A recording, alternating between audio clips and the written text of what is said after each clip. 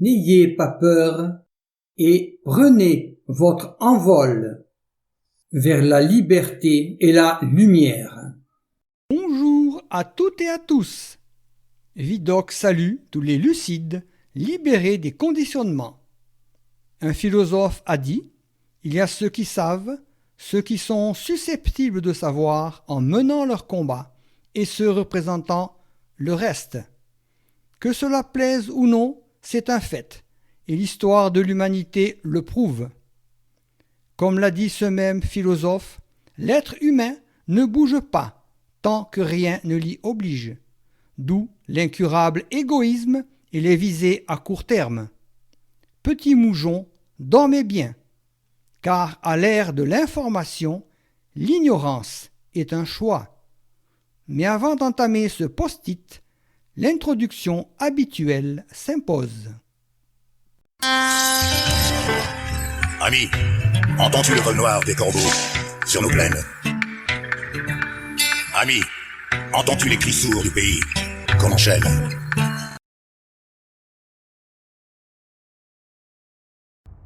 Bonjour à tous, bienvenue sur le plateau de Politique et Économie.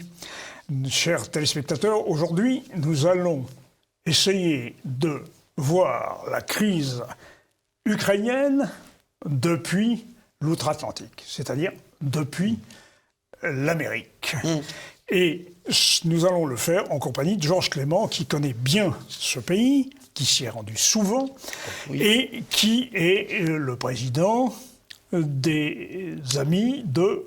Oui, enfin du comité Trump-France. La vassalisation de l'Europe, elle n'est pas vis-à-vis des États-Unis, mais vis-à-vis du gouvernement mondial, qui est d'ailleurs a été déclaré officiel par même Attali il y a 2-3 jours, enfin, etc. Association mondiale reconnue. Absolument. Davos, le World Schwab. Economic Forum, et qui, auquel Biden est soumis, qui ont été à la manœuvre pour le vol de l'élection de 2020, car il était nécessaire de sortir Trump de la Maison-Blanche, car il était, pour eux, Davos, incontrôlable. Et ils mettent n'importe qui, puisque s'ils ont choisi Biden, c'était vraiment n'importe qui. Mais je voudrais rappeler 2 choses. La première, c'est que dans les jours qui viennent de passer, Zelensky a parlé du nouvel ordre mondial, et que c'est la raison pour laquelle ils se battent en Ukraine. Sa porte-parole parlait du nouvel ordre mondial hier, et Biden a fait une déclaration hier soir en disant nous aurons un nouvel ordre mondial et c'est nous qui le guiderons. D'accord. Mais le nouvel ordre mondial est au-dessus de lui. Lui, il guide par désignation le nouvel ordre mondial qui est mis en place. Je pense qu'il n'y a aucune possibilité d'erreur sur l'analyse. Les mots sont les mots, les choses sont les choses. C'est Davos qui est en guerre contre la Russie. On ne peut pas faire de M.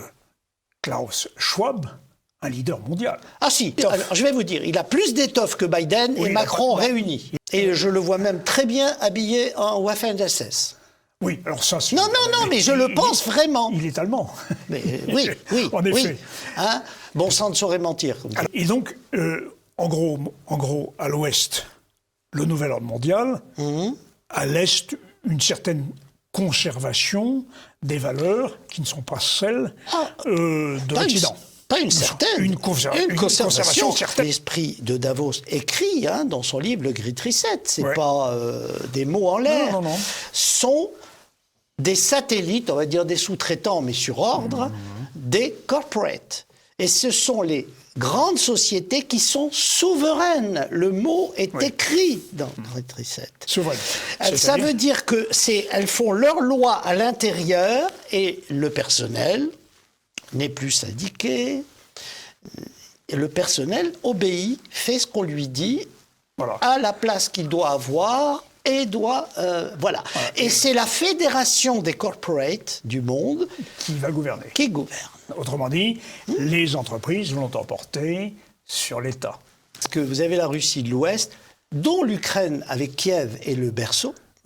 Il faudrait que quand même les gens se rappellent que l'affaire de l'invasion de la Russie en Ukraine, c'est l'invasion par quelqu'un de son appartement, d'un ancien appartement.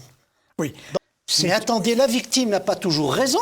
Non, je ne vous ai pas dit ça. Non, mais attendez, c'est ce qui est sous-entendu. Je m'explique. Non, c'est sous-entendu par les médias, pas par moi. Je viens d'un pays qui n'existe plus. Oui, en effet.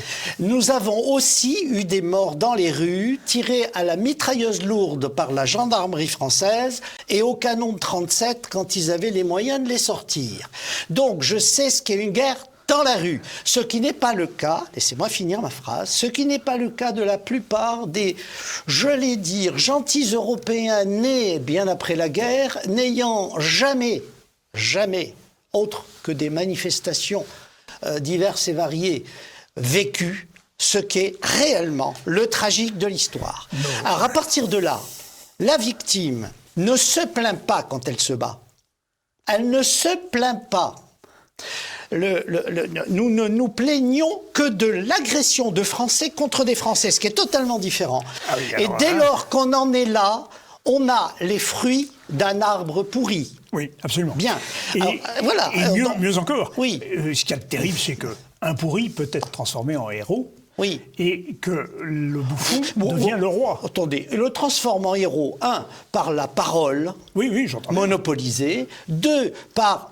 Il faut bien reconnaître l'abrutissement des foules occidentales devant les télévisions, qui d'ailleurs nous est révélé de façon extraordinaire par l'affaire du coronavirus, qui vous verrez reviendra et avec plaisir on remettra les masques. D'ailleurs ils les ont jamais enlevés, même qu'on leur a donné l'autorisation là. Mais passons. Donc on a affaire, il faut être objectif, à une perte de capacité politique, morale et intellectuelle au dernier degré de nos populations européennes. Si on n'admet pas ça, aucun programme politique ne peut sauver quoi que ce soit. Alors, oui. Et que vous avez souffert, évidemment. Et nous sommes au 60e anniversaire du reste, en effet, de ce que nous appelons la semaine sanglante, ou tout au moins que moi j'ai appelé dans mes livres la semaine sanglante, celle qui commence le 20 mars, enfin le 21 exactement, et qui termine le 26 mars. Vous avez d'ailleurs écrit un livre qui s'appelle La guerre d'Algérie, Chronique de sang et d'or, qui est paru en 2019, puis en 2012, pardon. 2012, la première édition, et la deuxième augmentée en 2019. Academia Édition. Academia Édition. Nous reviendrons sur vos livres éventuellement, mais bon. Vous avez évoqué la personnalité de Zelensky. Zelensky incarne évidemment toutes les contre-valeurs dans sa personne. Bon, on sait de quelle façon il jouait du piano, on sait de quelle façon il a dansé avec des talons aiguilles. Ce personnage incarne l'Occident que beaucoup de peuples rejettent. Justement, cet Occident n'est pas en train de basculer dans le néant de sa culture inversée, de sa destruction des valeurs, dans le wokisme puritain venu quand même des États-Unis. Et en effet, par exemple, toute stratège, je ne parle même pas de Poutine, je vais passer. Tout stratège qui franchit une frontière dès lors qu'il sait qu'il a un ennemi qui va le frapper est un criminel. Oui, c'est en effet là. Donc, à partir de cette absurdité stratégique, parce que c'est vraiment la pire des absurdités stratégiques, on a, alors que ça a été pendant des millénaires, notre histoire, que ce soit Alexandre, que ce soit César, etc. Mahomet, Gengis Khan, et bien d'autres encore. Bien sûr, oui, ça. Mais je parle des nôtres, puisque on critique, même aux États-Unis, ils critiquent l'histoire blanche, comme ils l'appellent. Et que ceux qui disent ça sont des blancs, c'est le comble. Alors justement, vous dites criminel de guerre. Or, vous revenez à l'appellation de Biden, qui nous a fait des discours il y a quelques années en disant qu'il fallait taper très fort et détruire avant même qu'il ait pu bouger tel ou tel ou tel pays. Il s'agissait de Saddam Hussein, par exemple. Oui, mais maintenant, il parlait pas, je crois qu'il parlait même de la Russie. Je pense que l'endroit où la plus grande consternation sera causée à court terme, concernant une admission n'ayant rien à voir avec le mérite et la préparation d'un pays, serait d'admettre les États baltes, maintenant en termes de relations entre l'OTAN et la Russie, et les États-Unis et la Russie. Donc, si vous voulez, on est devant le walking, c'est ça, c'est l'autodestruction. Oui. Nous n'avons été qu'une suite de criminels. C'est par le crime que s'est bâtie la civilisation occidentale. Oui. Pas la mongole, pas la chinoise, bien sûr, pas l'arabe, alors encore moins. Et Dieu sait si eux, ils sont conquérants et ils sont fiers de l'être et ils ont raison de l'être. Parce que nous sommes une civilisation de conquérants. Bien. Être conquérant, c'est aller 1 vers l'inconnu, 2 prendre son risque, 3 pacifier, 4 élever le territoire conquis vers le plus haut possible. En tout cas, dans l'âme européenne, c'est comme ça que ça s'est passé. C'est-à-dire le bien vivre, le confort, bien entendu, et la vertu. La réalité des médias n'est pas une réalité. Bon, c'est du virtuel, c'est une bouche qui m'envoie ce qu'elle croit savoir. Et pire que ça, quand même, la plupart de ces journalistes, sont incultes. Oui, ça. Non, mais c'est très important. On accordait à une bouche qui avait la prétention de nous informer la nécessité d'être elle-même une bonne connaisseuse du contexte, de l'information dans le contexte et des effets négatifs de toute affirmation. Et on a des incultes qui ne savent rien de l'histoire, ni de France, ni des États-Unis, ni de la Russie, et qui viennent nous expliquer où est le bien et où est le mal. Et vous avez vu, oui. Mais est-ce qu'on se rend compte du niveau intellectuel auquel nous sommes confrontés avec la fraude de 2020 ? Je pense que les gens ne se rendent pas compte de ce que la fraude de 2020 a fait aux États-Unis. C'est... À mon sens, je l'ai déjà dit ici, chez Martial et à d'autres, à mon sens, c'est irréconciliable.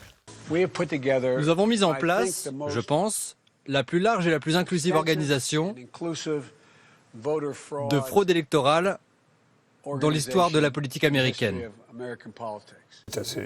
On est dans une dérive totalitaire de l'ensemble du monde occidental. Alors, justement, c'est très curieux, ce basculement de cette dérive totalitaire du monde occidental. Elle s'est faite au nom d'une morale dévoyée, bien sûr, mais on a du mal à s'expliquer l'ensemble des facteurs qui ont conclu à ce basculement. C'est très curieux. C'est une décision. Alors, oui. Ah non, moi je pense que c'est une décision d'une froideur totale. Oui, mais il y a un contexte qu'il a expliqué. Comment la réception par les populations a-t-elle pu se faire aussi facilement ? Ah, ça c'est une autre paire de mains. Alors là, c'est pas le vrai aux États-Unis. Alors justement. Oui. Ah non, là, c'est les populations européennes, oui. Bon, je vais vous dire, on demande s'il n'y a pas un encéphalogramme plat politique, au grand sens du terme politique, n'est-ce pas ? Ils n'y comprennent rien. Je prends un exemple simple qui n'a rien à voir avec ça, mais 2 secondes.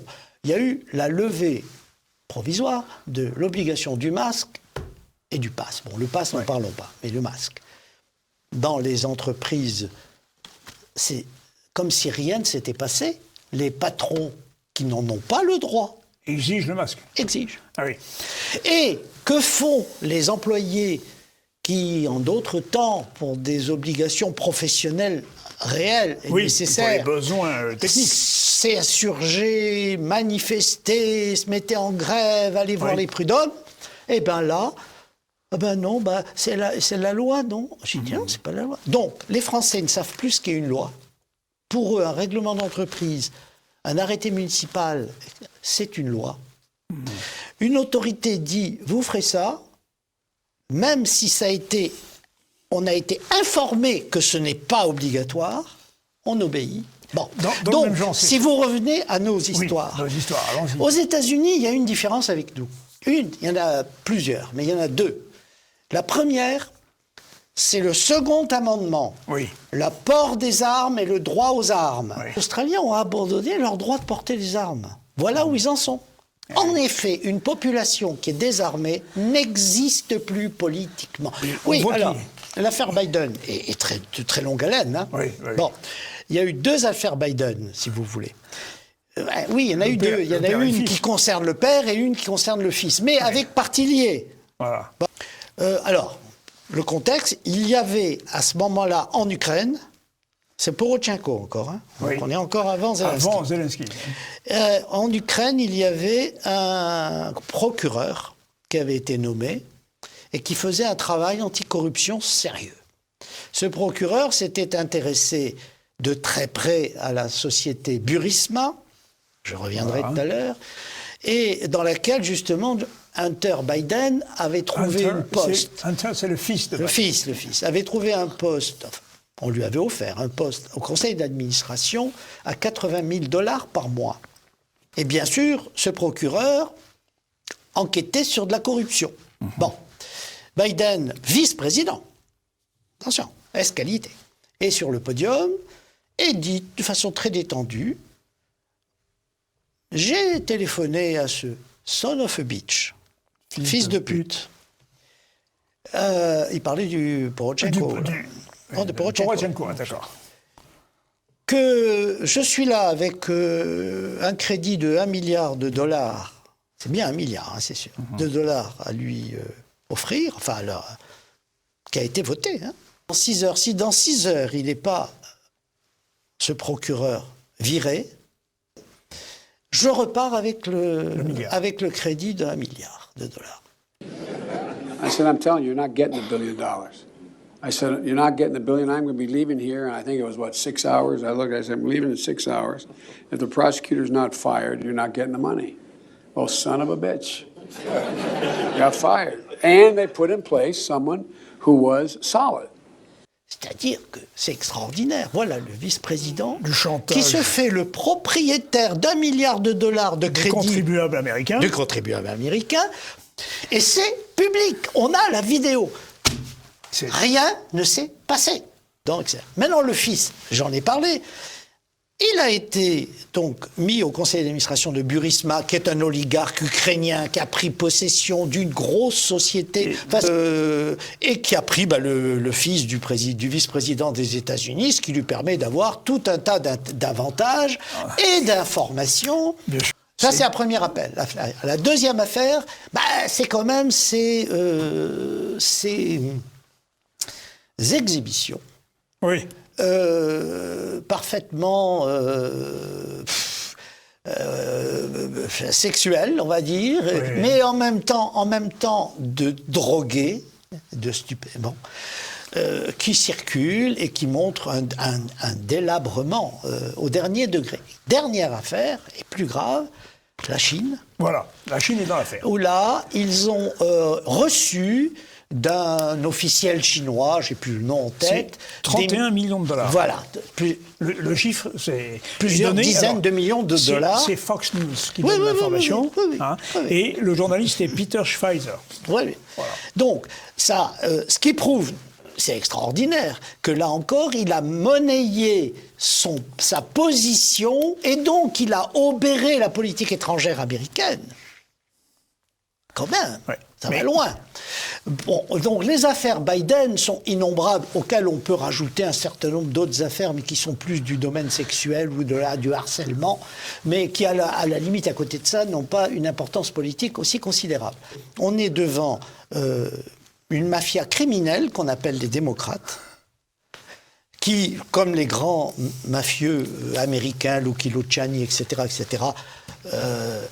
protègent, voilà. Quelle que soit la cause, ceux qui opèrent pour eux. Oui, on ne peut pas mépriser le peuple et négliger à ce point l'opinion, me semble-t-il. Moi non plus, avec un peuple normal, c'est sûr que non. Nous avons fait le 13 mai 58 quand même. Oui. Hein, on a ensuite fait les barricades d'Alger, on a laissé 14 morts sur le terrain parce qu'on n'était pas d'accord avec l'horreur qui était envisagée. Qui vous était promise. Et on a pris les armes en 62 parce qu'un peuple qui ne prend pas les armes contre son gouvernement quand il est un félon n'est pas un peuple honorable. Après on perd, on gagne, mais c'est pas grave. On se regarde dans sa glace jusqu'à la fin de ses jours. Eh bien merci pour cette conclusion. Est-il nécessaire de le dire? Mais surtout, il ne faut pas en rester là. Ne baissons pas les bras et réagissons.